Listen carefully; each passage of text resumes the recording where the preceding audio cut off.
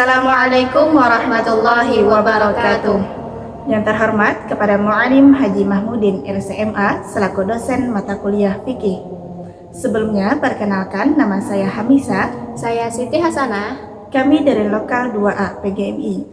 Di sini kami akan membuat video untuk pemenuhan tugas UAS mata kuliah fikih. Masuk ke penjelasan Fatihah. Syarat-syarat dalam membaca Fatihah itu ada 7. Yang pertama, memperdengarkan akan dirinya jika ia baik pendengaran dan tiada ada guru. Artinya membaca Fatihah itu harus kedengaran telinga. Kada nyaring, jangan sampai orang dihiga terganggu. Yang kedua, tertib, artinya menurut nazam yang dikenal. Yang ketiga, mu'alat, artinya tiada ada perceraian yang lama antara ayat-ayat Fatihah. Yang keempat, memelihara huruf-hurufnya, tasdid-tasdidnya, dan makhraj-makhrajnya. Yang kelima, jangan ada salah baris yang merubah makna. Yang keenam, jangan membaca dengan qiraat yang jarang dipakai serta merubah makna. Yang ketujuh, jangan mengganti satu lafaz dengan lafaz yang lain. Yang kedelapan, membaca sekalian ayat Fatihah termasuk Bismillah. Yang kesembilan, membacanya dengan bahasa Arab, tiada boleh terjemahannya. Yang terakhir, membacanya di waktu berdiri bagi yang kuasa berdiri. Membaca Fatihah ini tiap-tiap rakaat, kecuali rakaat masbuk.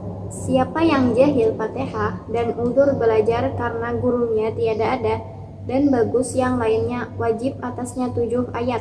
Kalau ini tiada dapat, hendaklah ia mendatangkan dengan zikir yang hurufnya tiada kurang dari huruf Fatihah. Selanjutnya, masuk di penjelasan tentang ruku. Nah, bagaimana sih cara melakukan ruku yang benar itu?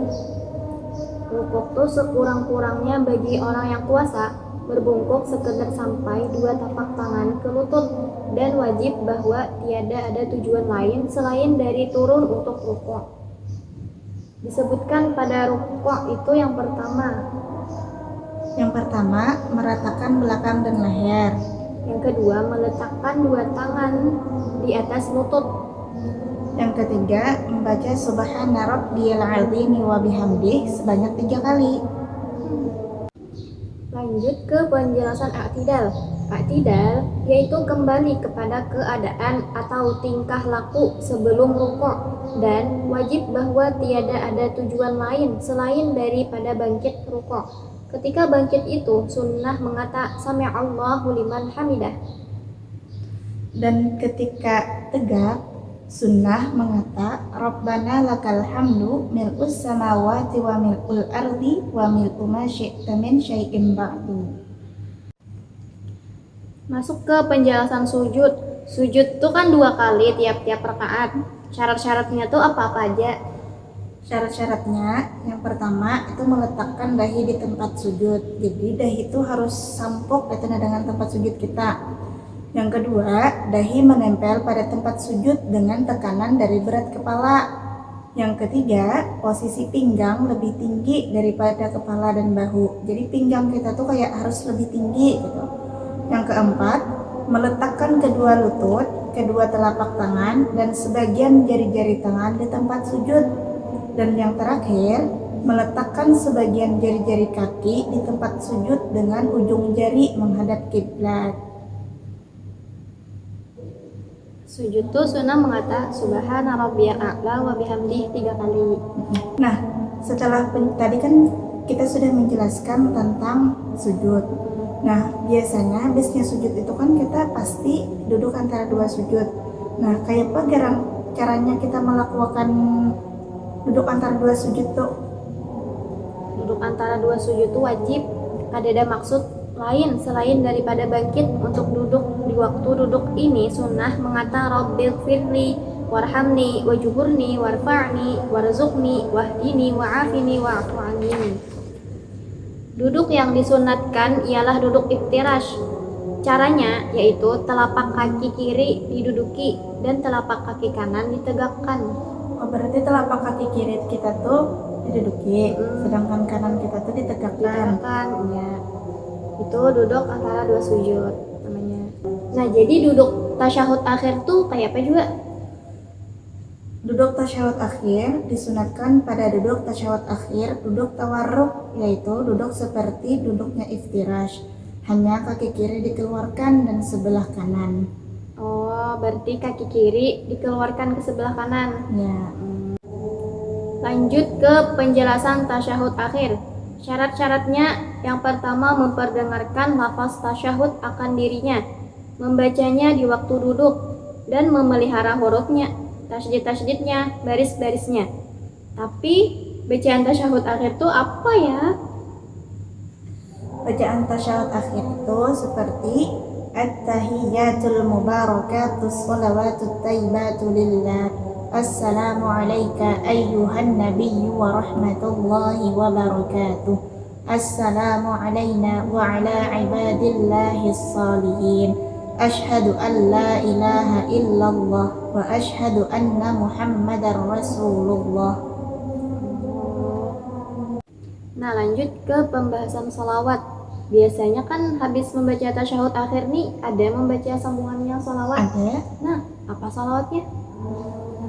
bunyinya Allahumma salli ala sayyidina Muhammad wa ala ali sayyidina Muhammad kama sallaita ala sayyidina Ibrahim wa ala ali sayyidina Ibrahim wa barik ala sayyidina Muhammad wa ala ali sayyidina Muhammad kama barakta ala sayyidina Ibrahim wa ala ali sayyidina Ibrahim fil alamin innaka hamidum majid. Oh, ini sholawatnya. Habis itu ada yang disunatkan membaca doa. Apa doanya? Itu yang Allahumma ghfirli ma qaddamtu wa ma akhartu wa ma asrartu wa ma a'lantu wa ma asraftu wa ma anta a'lamu bihi minni antal muqaddim wa antal muakhir. La ilaha illa anta. Allahumma inni a'udzu bika min 'adzabil qabri wa min 'adzabin nari wa min fitnatil mahya wal mamati wa min fitnatil masihid dajjal. Ini sunat saja membaca. Sunat Tapi aja. tasyahud akhir lawan sholawat tadi Tetap wajib. Ke penjelasan salam. Salam adalah rukun terakhir dalam sholat yang menandai akhirnya salam. Minimal salam yang diucapkan adalah Assalamualaikum. Syarat-syaratnya salam adalah yang pertama, mengucap lafaz Assalamualaikum dengan alif lam dan menggunakan dhamir mukhatab beserta mim jamak yaitu alaikum. Yang kedua, menghubungkan lafaz assalamu dengan alaikum sehingga menjadi assalamualaikum. Yang ketiga, mengucapkannya dengan benar sesuai kaidah bahasa Arab sehingga tidak mengubah lafaz dan maknanya. 4. Ketika mengucap salam, dada tetap menghadap kiblat. Yang kelima, niat mengucapkan salam adalah untuk mengakhiri sholat, bukan sekedar memberi kabar atau menyapa orang lain.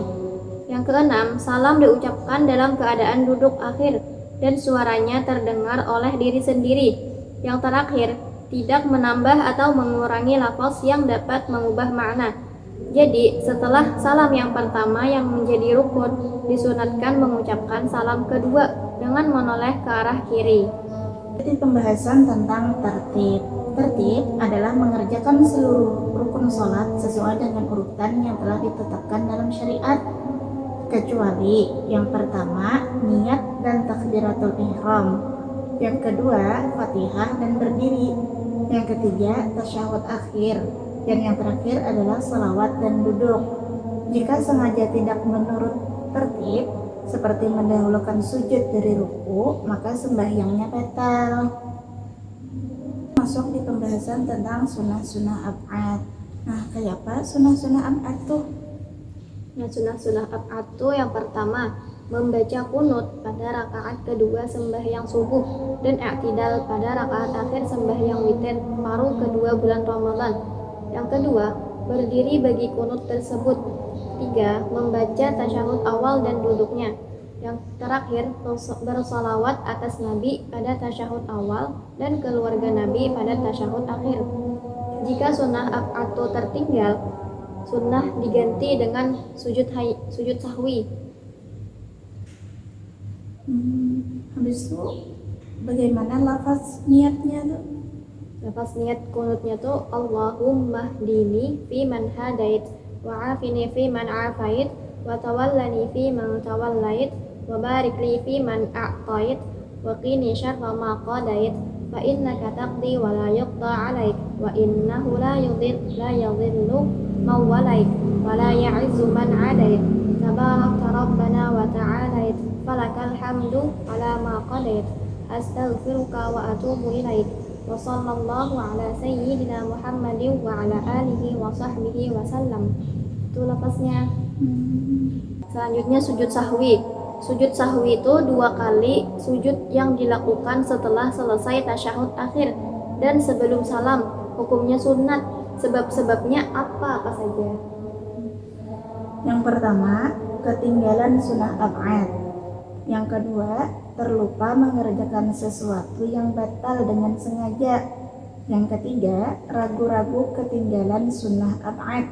Yang keempat, memindahkan rukun qauli yang tiada membatal. Dan yang terakhir, ragu-ragu mengerja sesuatu dan ada kemungkinan lebih. Bacaan sujud sahwi sama dengan bacaan sujud biasa, yaitu subhana rabbiyal a'la wa bihamdi. Iya, tapi ada juga yang membaca subhana man la yanamu wa la yasfu. Lanjut sunnah-sunnah hayat. Yang pertama, mengangkat tangan ketika takbiratul ihram, hendak rukuk, i'tidal, berdiri sesudah bangkit dari tasyahud awal. Yang kedua, meletakkan tangan kanan di atas tangan kiri saat berdiri dengan posisi di antara pusat dan dada. Yang ketiga, membaca doa iftitah, kemudian a'udzubillah sebelum membaca Fatihah. Yang ketiga, mengucapkan amin setelah selesai membaca surah Al-Fatihah. Yang kelima, membaca surah sesudah selesai membaca Fatihah rakaat 1 dan 2. Yang keenam, mengeraskan bacaan surah Al-Fatihah dan surah pada 2 rakaat pertama salat maghrib dan isya, serta pada salat subuh. Yang ketujuh, membaca tasbih waktu rukuk dan sujud. Yang kedelapan, mengucapkan sami'allahu liman hamidah ketika bangkit dari ruku. Yang kesembilan, memberi salam yang kedua. Dan yang terakhir, menoleh ke kanan dan ke kiri ketika mengucapkan salam sebagai penutup salat. Nah, adapun lafaznya yaitu Allahu akbar kabira walhamdulillahi katsira wa subhanallahi bukratan wa asila. Wajjahtu wajhiya lilladzi fataras samawati wal arda hanifan muslima wa ma ana minal musyrikin. Inna salati wa nusuki wa mahyaya wa mamati lillahi rabbil alamin la syarika lahu wa bidzalika umirtu wa ana minal muslimin. Ini lafaz doa iftitahnya. Mungkin itu saja yang dapat kami sampaikan. Salah dan khilaf mohon dimaafkan. Akhirul kalam. Wassalamualaikum warahmatullahi wabarakatuh.